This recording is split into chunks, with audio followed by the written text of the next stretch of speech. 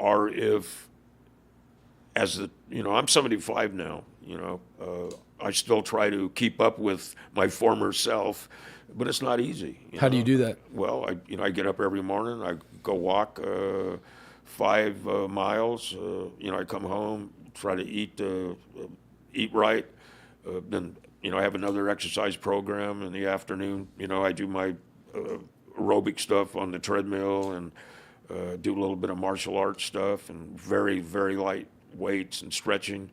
And it matters. That, to me, that was like money in the bank for my future. There you go. And that's what I suggest to people, Did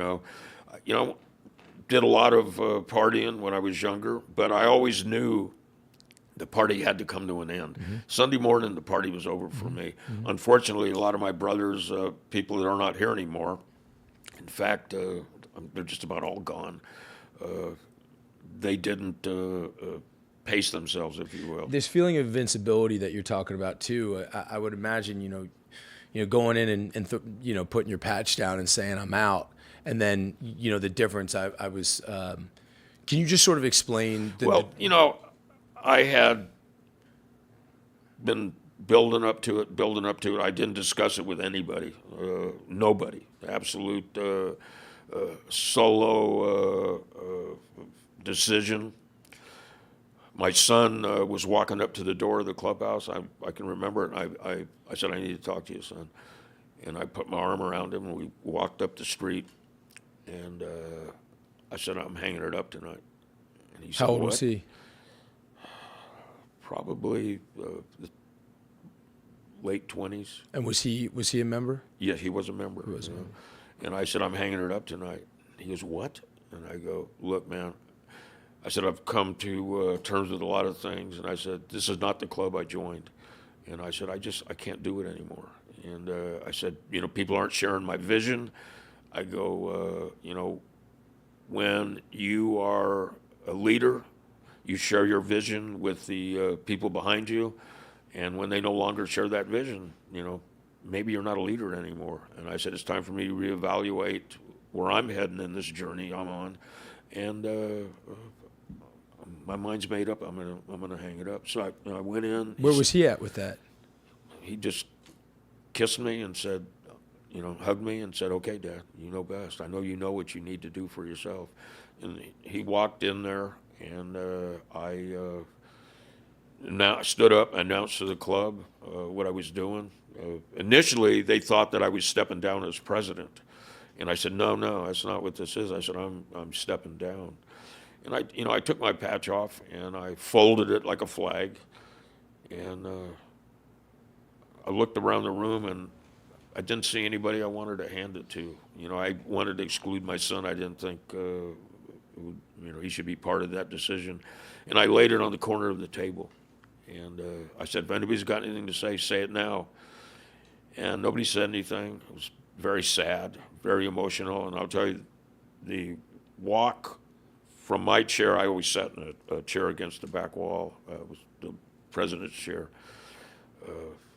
The walk from that chair to the door, the threshold of the door to let me out, was the longest walk I ever took in my life. What's going through your mind, your heart? I'm just thinking, man, there's no turning back now, George. You made this decision. You got to live with it.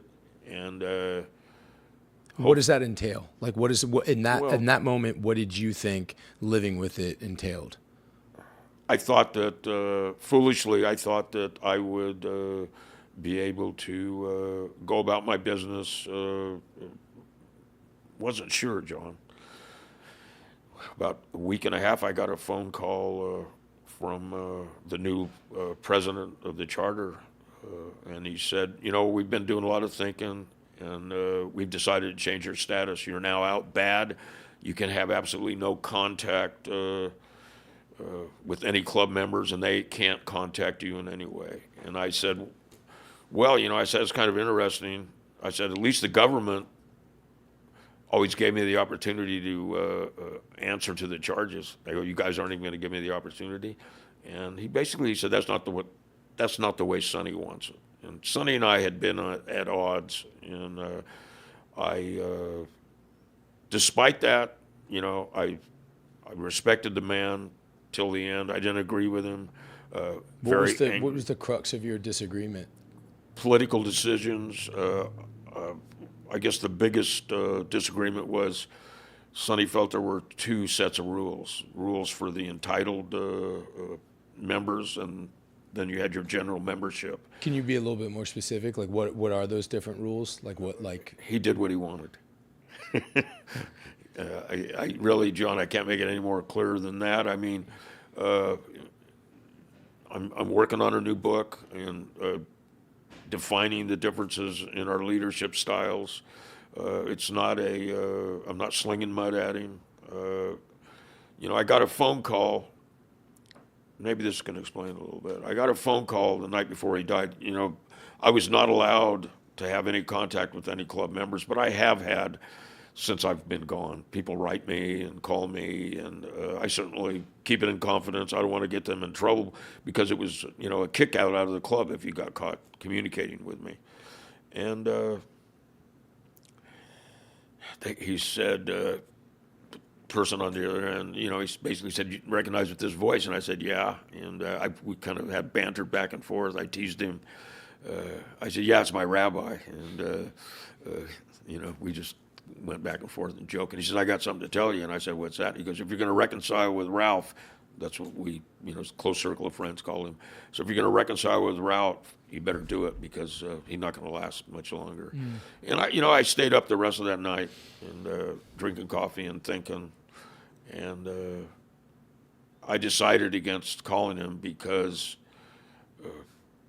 and this was kind of a selfish decision, I figured that if I called him and we got in an argument and he passed away during the discussion, I'd get the blame for killing him. Yeah. So I'm being a little facetious, but but there's also some truth to what I'm saying. So I decided against it, and I thought, it's interesting when I did the Outlaw Chronicles, did days and days. You know what it's like to film. You do it, and then they take the best stuff. And they saved the last episode, the 6th episode, Sonny and myself for last. And it was really profound. The producer of that show, who I have a lot of respect for, when the day was over with, he just looked at me and he goes, "You still love that guy, don't you? You respect him." And he goes, "Man," he goes, "you could have thrashed him." And he goes, and I said, "There was no reason to thrash him." I go, "What he did was what he did. What I did was what I did. Mm-hmm. We're two different leaders with two different styles, but the guy's an icon, I mean, Sonny Barger, man. I was hearing about him in school, in high school.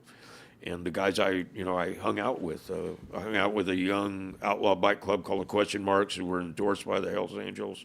I mean, he was a living legend. There's no doubt about it. When you're in that room and you give the guys that speech and you decide to leave the patch on the table, do you love the guys in that room?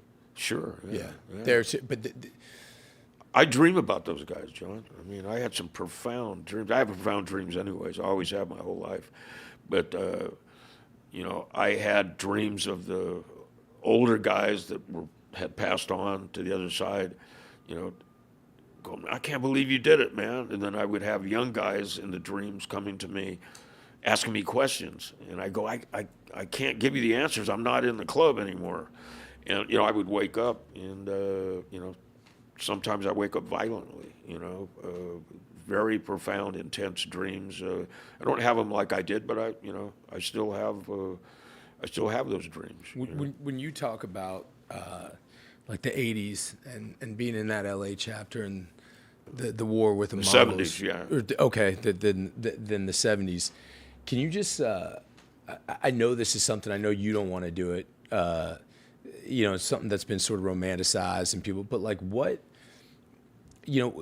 Just kind of like walk me through what that was like, being in the LA first of all, chapter. I want to qualify it by saying this. Anybody that thinks war is romantic, whatever type of war, street war, they've never been in a war. Exactly. Because it's not romantic. It's stressful. You don't know when it's going to come. you know,